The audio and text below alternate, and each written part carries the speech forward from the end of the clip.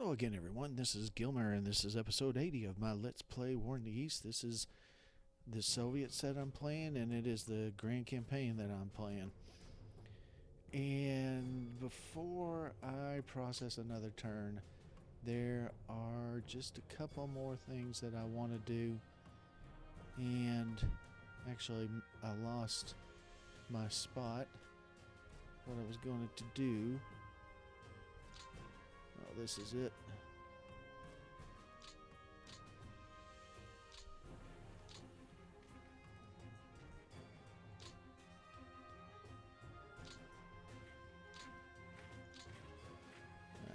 To hell with you.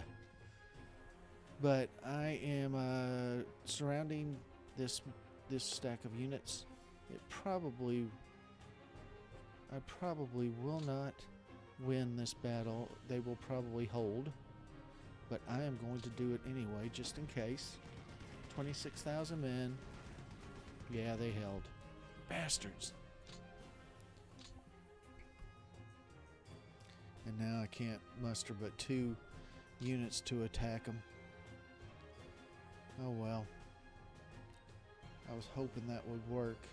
I was able to surround him, but of course that will never last. So I was just going to rout him instead of making him surrender next turn, because I don't think I would have been able to keep him surrounded. Down here, as you can see, and as we talked about last time, they look like they don't have anybody guarding the south anymore, or they do have some, obviously. They have these units and a few others, but there's this big whole chunk of area that they are not covering anymore. And I wonder if it has anything to do with this breakout, because that's a pretty big breakout, but I'm hoping I can get enough units.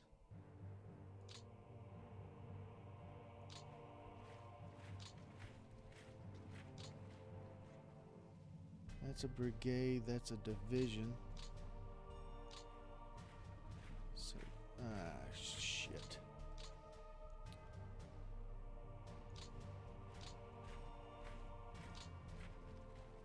It's 50th, 50th, 33rd.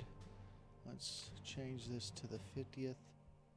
My mouse doesn't seem to be wanting to work very well. And there we have a division, and for some reason I can't move him. I guess I probably have rail damage.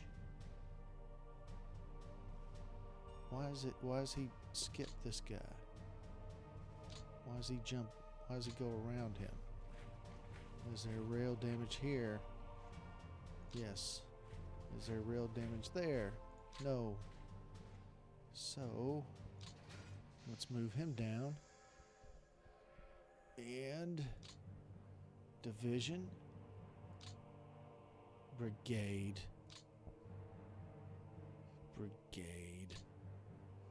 division and division. Okay. He is not. So now we have. Shit.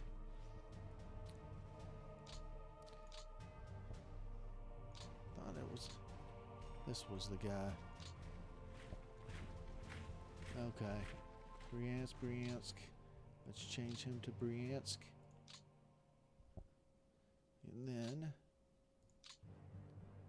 And then. Yes. So we're going to try to keep moving units down, if at all possible, and maybe some units up.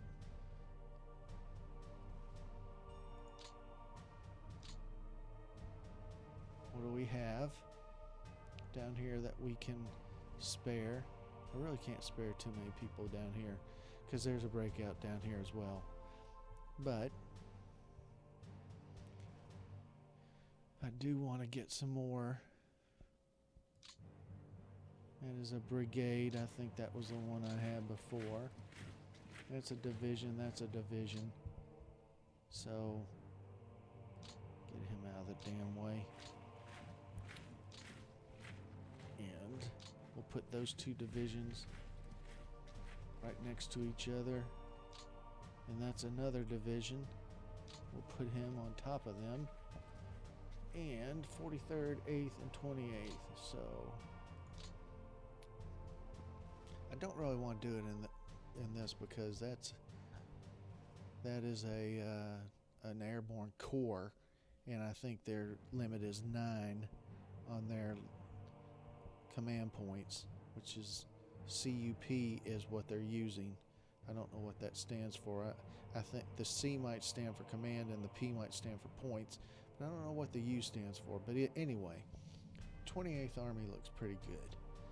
It has 5 command points to give that are not being used, and so I think that the 28th is the one I'm going to target. There we go. That should leave him. Oh, that should leave him at 2, or 1 below, and then we're going to combine them. That is a strong freaking unit right there. 9, 14. Well, the 14's a movement points, but a 9. Let's put him. I want him here. There we go. So, why is my mouse acting up? Might need a new battery. But this is what I've got set up for them. It's not, obviously it's not covering everything, but hopefully I will have the wherewithal to shut this down, because I can't be getting too much supply. Look at that. What does that mean? DET 3, real damage 100%, fort at 58%.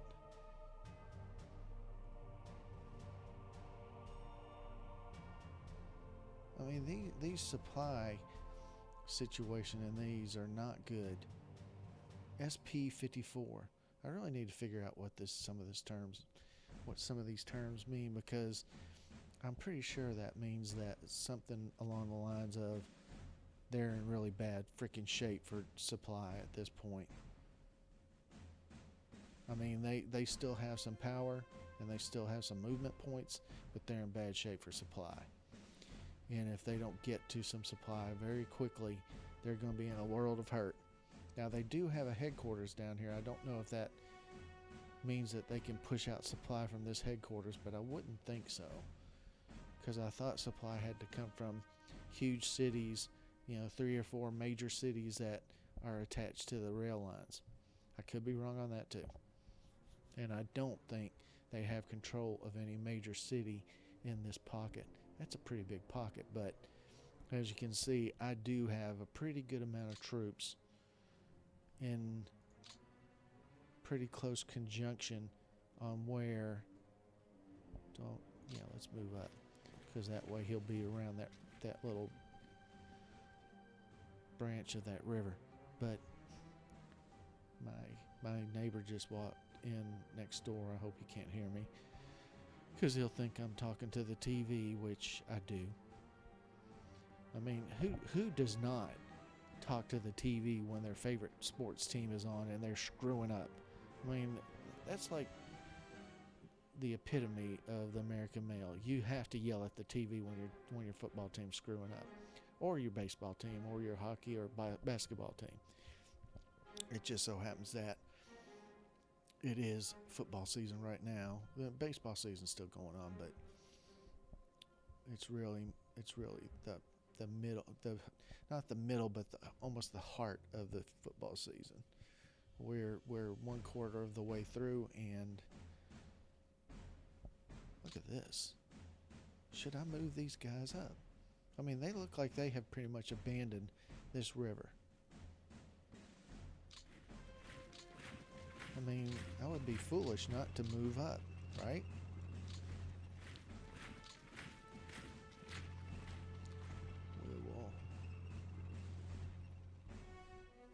what's going on with my mouse, but it's not working very well. And that's not letting me go to reserve. There's a couple of units.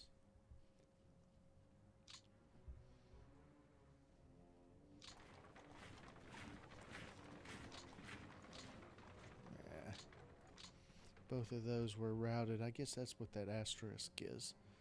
It means that they cannot be put into reserve. All three of these are asterisks. I don't have enough to make them a division. I'm not moving into this square because these two will hammer that. Oh, I forgot about this. He'll probably break out though. He'll probably go through one of these and just make it look easy. Unless by the time they get there, he doesn't, there's no, because they're probably gonna use that tank corps or division, armored division. Yeah, PSD armored division. FIN. I keep wanting to say finance, but that's Finland. And they're probably going to use this guy to try to break this guy out. So he's going to have to go through these, and then they're going to have to attack, which they probably will. But I'm just hoping that I'm able to slow him down enough that he is not able to use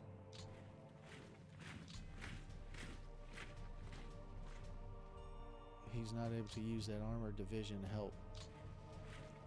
But he'll probably come through this way. I don't suppose. Yeah, my mouse is just not working right at all. I can't get him to there. Well, hell. But I can't get him there. Although that's 2 units, but their power is only 1. We'll see. So there's a few other things that I want to do before I actually process an AI turn. I don't think I am going to process the AI turn this episode because it's already 12 minutes in, and I don't think I have the time to actually process an AI turn and do it justice by letting it process and then having, damn, my mouse is not working right. I wonder if I need a battery in it. It's a infrared one, a wireless, but it is acting up, or not acting up. Actually, might be the more proper description of it. So anyway, tonight at 8 o'clock, the Atlanta Falcons are playing, which they aren't necessarily my favorite pro team, but they have several players that I like on their team, like Julio Jones. And I know if you're a European, you have absolutely no clue who that team is or who I just mentioned. But if you're American and watch football, you probably know who Julio Jones is. He is arguably, at this point, the best receiver in the nation in pro football. But some people might say Antonio Brown, which I wouldn't argue too lengthy a time on that, because Antonio Brown is very excellent. And they're different players, to be honest. They're different style.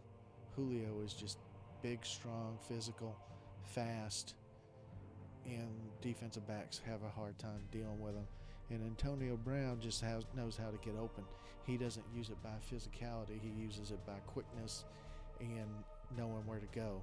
Julio gets open by just muscling people away from him. Basically, I mean, it's a skill because you can't just do it and get away with it. You got to be able to do it and get away with it, and he can do it. He has that talent to do that. I would have put I can't even remember his name now, but his nickname's Megatron or Negatron or Megatron or whatever. I would have put him easily in the top 3, but he retired. And he retired at a very young age, to be honest. I think he's only 31 or 32, and he said, to hell with this. Can't hardly blame him. Detroit is a horrible team. Although they haven't been doing too badly from what I've seen so far. But for years, they haven't been very good. I know. Nobody cares about football. Why am I talking about football? I just am. Because it's coming on in about 30 minutes, and I am definitely going to be watching. And this video will be uploading at the time that I'm watching. So they have pulled back here as well, it looks like, to across this river at least. This guy is completely cut off, but as you can see, I really don't have... I mean, I could put these 2 units there, but they'd get crushed, so what's the point? And I couldn't even make him rout, let alone surrender next turn. So there is no point in me doing it. Now, he might even actually attack, but he'll probably... And he might do that. That might be what he does. He might attack through here and push these guys completely out of the way and have this guy help him. But regardless, I'm not moving any more units up there for him to attack. So what do we have left? We have these 2 stacks. Can attack this guy. And we forced him back. And then we have these 2 stacks. They can attack that guy. That should be an easy pushback, and it was. And then we're going to attack this guy. That should be another easy pushback, and it was. So as you can see, we're not completely dominating, but we are pushing them back in areas and making it more and more difficult for them to get supply. I mean, obviously this is cut off, but I have a feeling he's going to reconnect in this area somewhere.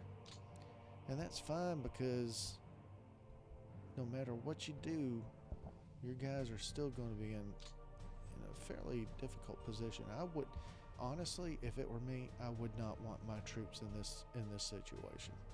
I don't think I'd want that at all, because I think I would feel like I'm going to lose them. Now, the AI has no human emotion, so it doesn't care. It's going to just keep on going and going and going, but for me, I wouldn't have done that. But it has caused me to have a little bit of trepidation. So it does get high marks for doing that, but we can attack this guy. That's a good one. That should he held. Bastard.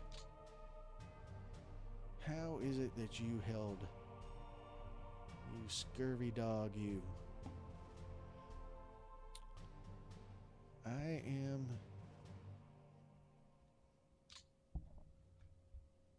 still looking for...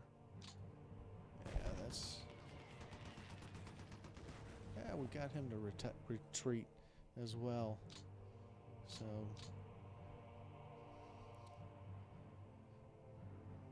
This area just... I could be getting all excited about this area, just like I did to the north a little ways, and the door gets slammed in my face like it did in the north. But I'm hoping that this means that they're having trouble. Now, in the north, what I'm talking about was in this area somewhere. This area, I think. And as you can see, oh, I think I think they backed off of this guy. Because I thought this guy was going to be cut off, and now I can get him back.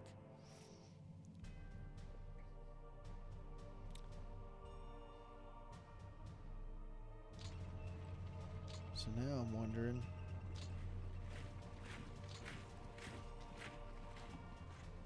if I can get... I don't know what that's... I mean, I've read that set static thing, but...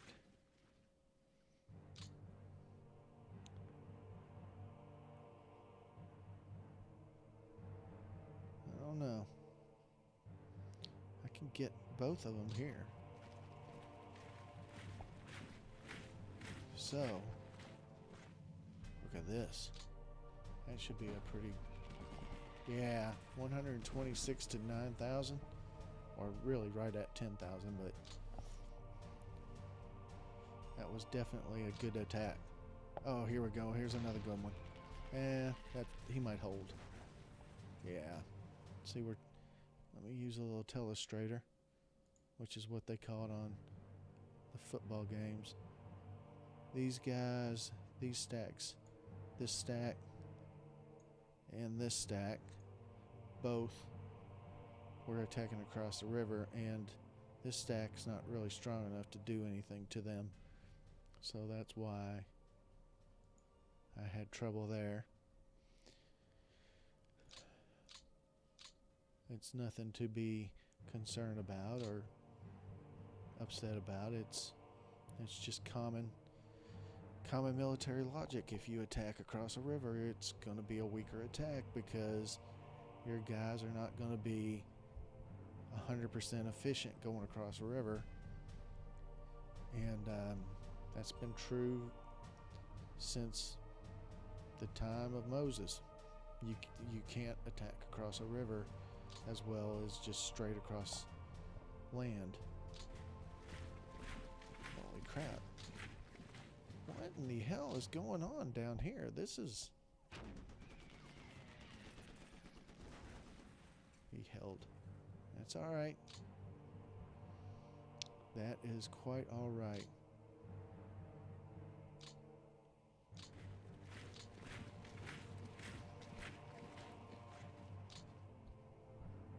Look at this. They have to be having trouble holding the whole line, because there's no way that they would be leaving holes like this, like in area of Smolensk and other places, unless they were having trouble holding the whole line. That's the only explanation in the world that makes sense. There's absolutely no other explanation, if you ask me. Because I certainly wouldn't do it, and I don't think anybody would. Look at that, 140,000 to 12. Get your ass back. That guy was a power of 12, or 10. That was a strong unit.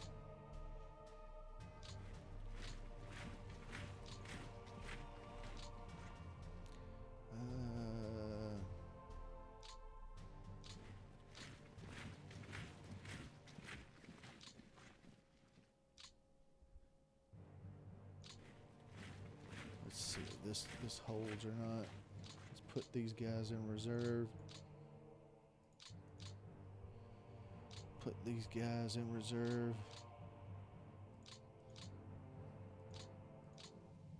And I can't get... Where's the asterisk?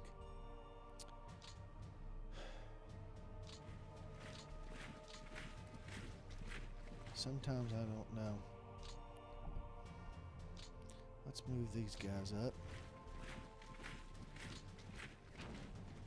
110 against 12,000. Get your butt back. Look at this. 10 to 1. I knew you were going to go back.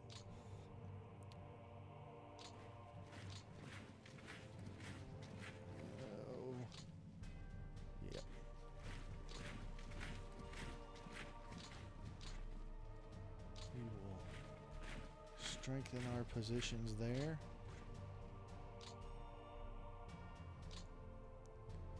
We'll move him up. There's really, if I move those guys up, they're not going to be.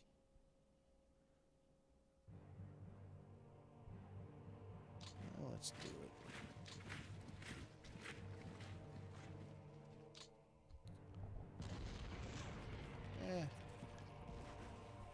Yeah, I mean, because it was clear is probably the reason why that worked. But look at all these 8-to-1. Yeah, that took a long time. I was thinking it was going to say he held.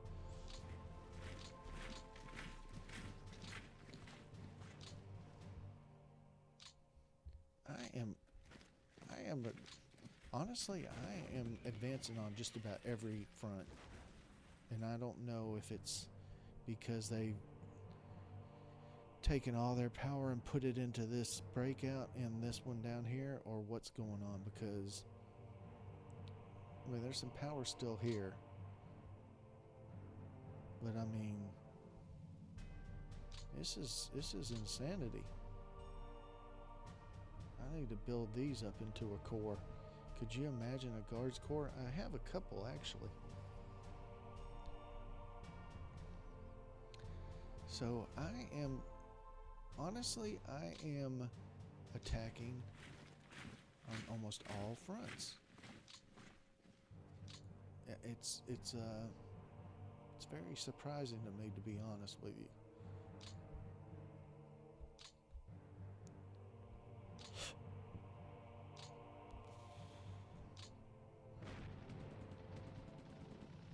That guy has not held against me one time.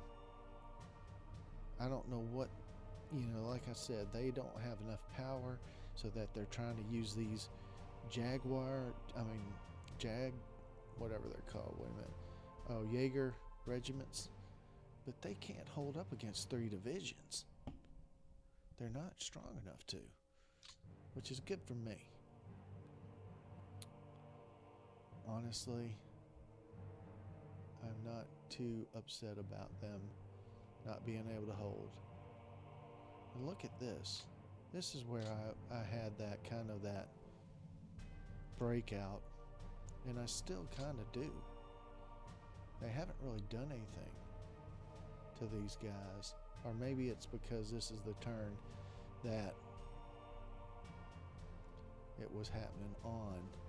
This was the turn right after they got these guys cut off. They're not completely cut off, but they're out of movement. And I just don't know how I'm going to get them back, to be honest. That's a corps. That's a corps. That's a brigade. Damn it, if I lose them, that's a lot of admin points I just lost. That's 20 and 20, that's 40 that were just wasted. But, I mean, as I've said, and I'll keep on saying, you have to take chances. Because if you don't take chances, you'll just end up, have a big, long battle line at 1945 and wondering why you couldn't ever break the Germans. That's because you never attacked and you never took chances. You got to take chances to break them. And some of your chances are going to work and some of them aren't. It's just the way it is. So I'm not crying. I'm not going to cry over doing an attack that didn't work out. Because that was, if I had pulled that off, that would have been awesome. And it didn't work out the way I wanted it to, but look at this though. It almost seems like they've had to pull units away from some of the fronts to cover some of the places where I've quote unquote broken through. I don't know if it's a breakthrough or not, but it's where I've pocketed some of their units, and it looks like they've stolen from Peter to pay Paul on these fronts, to the point that now I am actually advancing fairly quickly, actually. I mean, well, I wouldn't say too quickly, because there's the Is that the Volkov River? I think it is. That's what I think it says right here. Volkov.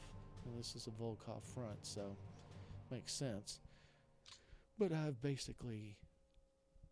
advanced 2 to 3 hexes from that river, which sounds like, it doesn't sound like a lot, but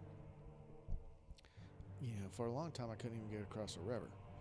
So now I'm across a river, and I don't think they have the power to push me back at this point. So it's at some point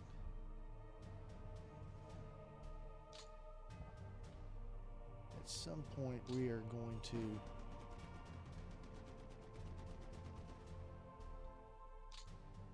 some people have probably been wondering why I haven't been attacking up here, mostly because I forgot about it, and I don't really know what I want to do up here, to be honest, other than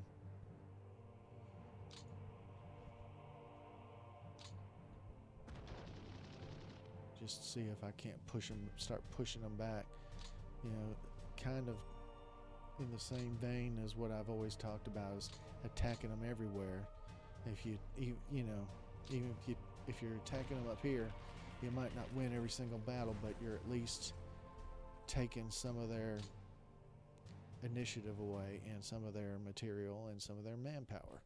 So yeah, I should have been attacking up here, because as you can see, I had 3 wins and 1 loss. Or was it here? Yeah, I think it was here.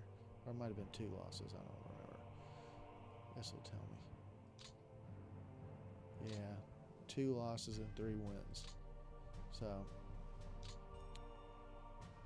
you gotta keep going, gotta keep pushing, gotta keep attacking. I mean, that's what Patton would have done, because they also don't have time to really entrench very much at this point. They're back here, and they haven't been entrenching for the last 10 or 12 turns. So that's another thing to think about. You don't want to give them a chance to start entrenching too much. So I'm going to keep on pushing. Going to keep on going for broke.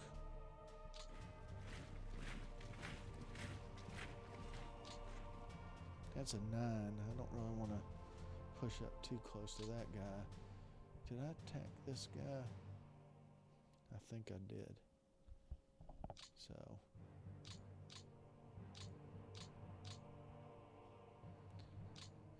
So there it is. I've got a fairly good chance of losing these 3 units. So something to watch for next turn. That next AI processing turn. I don't think I've done every single attack I can do either. So I'm going to just keep on looking. Although I've done a pretty good amount.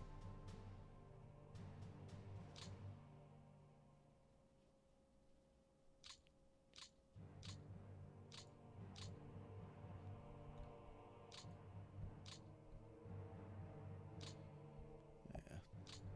I have no movement point. No units with enough movement points to do any kind of attack on that guy. So anyway, alright guys and girls, if there are any girls out there, I don't want to be sexist. Alright everyone, thank you very much for watching. This will be the end of this episode, and I will be back soon. Thanks a lot.